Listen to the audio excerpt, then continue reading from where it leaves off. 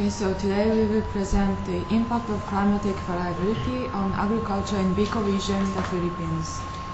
In these studies, we assess the effects of both typhoons and droughts on the crop yield in Bicol region of the Philippines.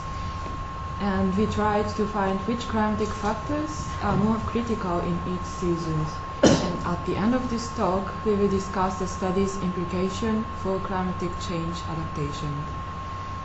So this is the climatic variability in the Philippines. In the Philippines, there are two climatic variabilities which is dominant, the typhoons and droughts.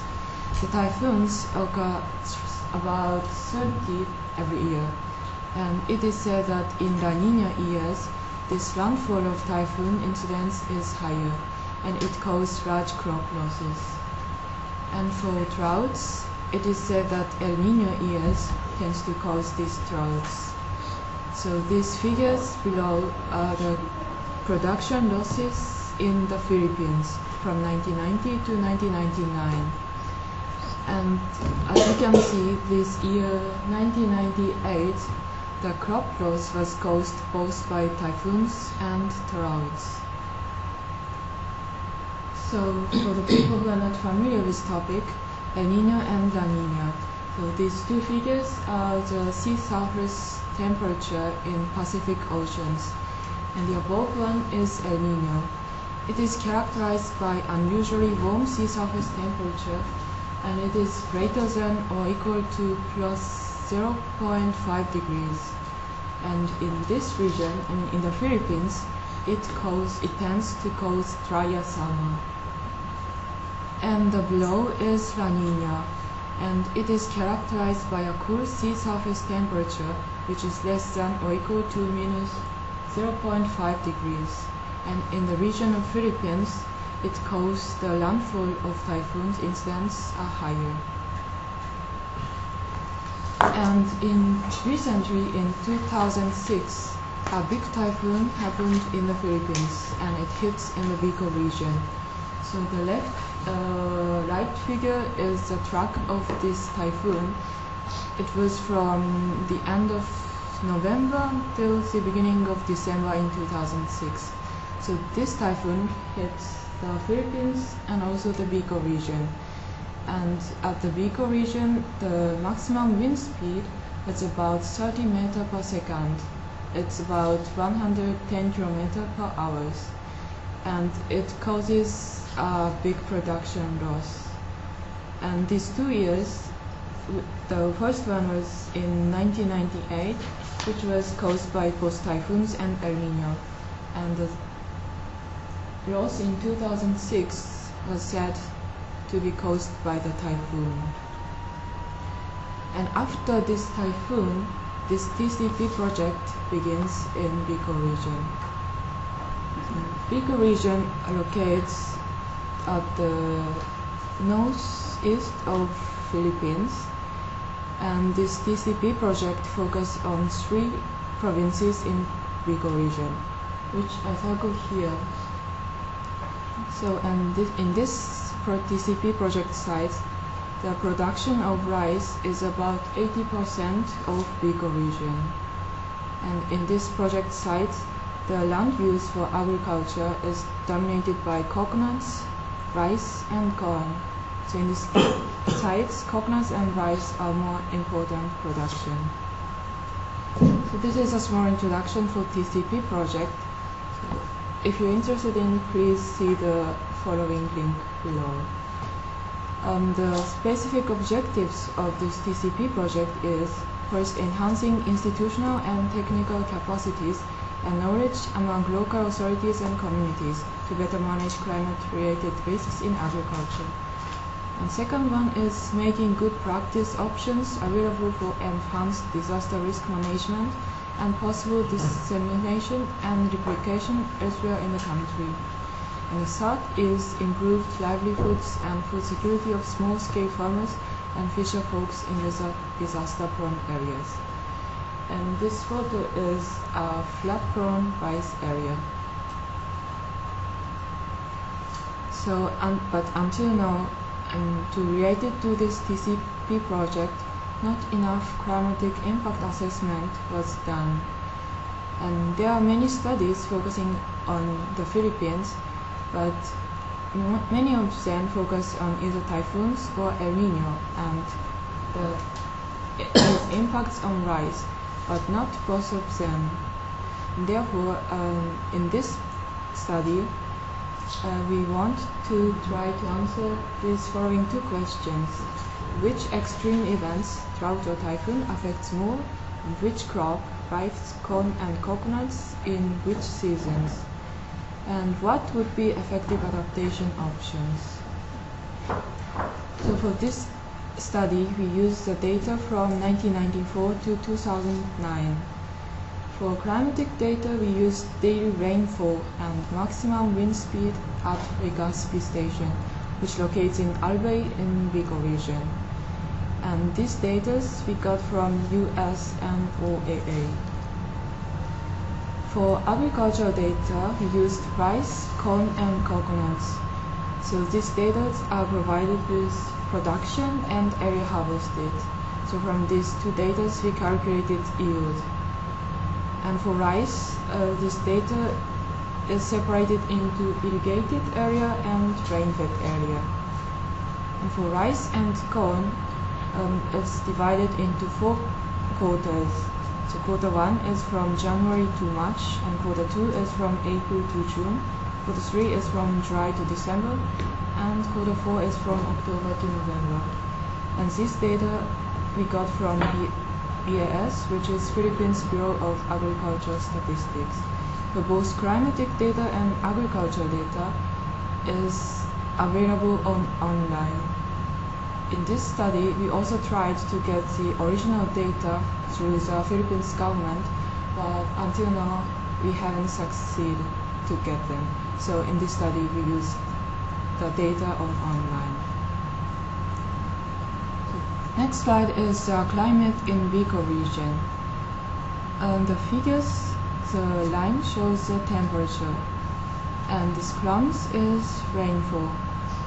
And according to the definition of agriculture data in quarters, we also divided into 4 quarters. In this region, annual rainfall is about 3,200 millimeters, quite a lot. And mean annual air temperature is about 27.3 degrees. And in this region, wetter season is quarter 4 from October to December, and when the typhoons occurs frequently. And drier season is in quarter 2, when droughts occurs frequently. And in this Bicol region, this is a warming trend in temperature from 1990 to 2009. And this green line is observation, and this red line is regression line. So the average annual air temperature is 27.3 degrees, and the trend shows that the temperature is increasing about 0.04 degree per year. And larger trend is seen in October to March, so in winter seasons. So we also analyzed the production with temperature, but in this region, extreme events such as typhoons and droughts are more devastating. So in this study, we focus on extreme events. So to see the production losses in agriculture, at first we made the year-to-year anomalies. These two figures here shows the annual production of rice in Bicol region. And in the left figure, the black line is raw data. But as you see, this data, this production is increasing due to other factors than climate, which means the technical progresses in cultivation or change in cultivars. So with this green line, we give this raw data the long-term trend and subtracted this long-term trend from raw data. And this shows in the white figure and red line. So this is the year-to-year anomaly against this long-term trend. So next question is that in which season did the production losses happen? At first, we see rice. So how large was the production losses in each season? We see at first actual trend. These two data are the rice production in Biko region, and the left one is in irrigated area, and right one in rain-fed area.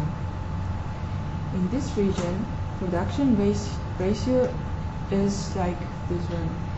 The production in irrigated area is 3.5 times bigger than that in rain-fed area.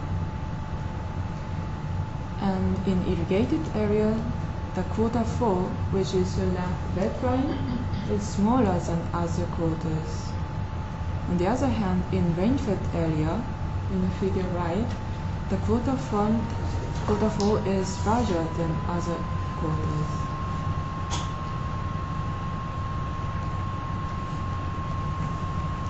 So next we see the year-to-year anomalies. This is year-to-year anomalies.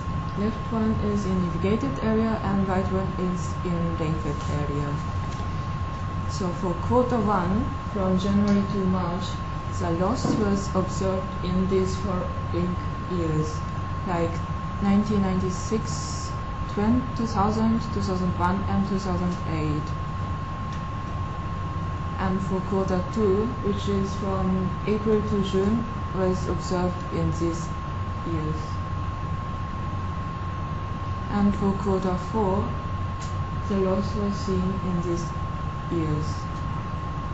So we see that the loss happens in these years, but what causes these losses in production? So is this what kind of climatic factors cause these productions? And is this losses seen more in yield or more in area harvested?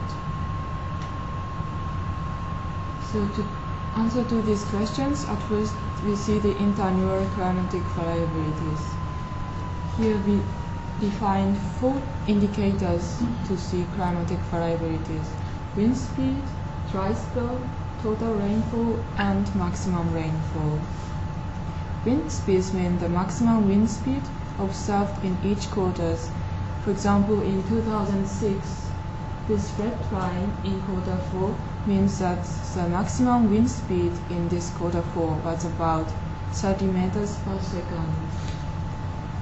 And dry spells, we define here that the total amount of rainfall in consecutive 12 days was less than 10 millimeters. And in this figure, it shows the occurrence of this dry spell. For example, the green line in quarter 1 in year 2007, it means that the dry spells occurred force. The next total rainfall is the amount of total rainfall in each quarters.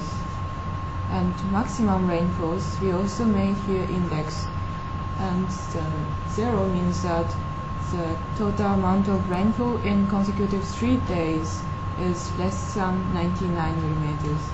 And 1 means the total amount of rainfall in 3 days was from 100 to 200 millimeters, and so on. So in quarter 1 is characterized by occurrence of dry spells and also sometimes maximum rainfall. But for quarter 4, the typhoons occurs frequently, was characterized with high wind speeds and also maximum rainfall. So for typhoons, we use the indicators of wind speed and total rainfall and maximum rainfall. And dry spells and total rainfalls we used for the indicators of droughts.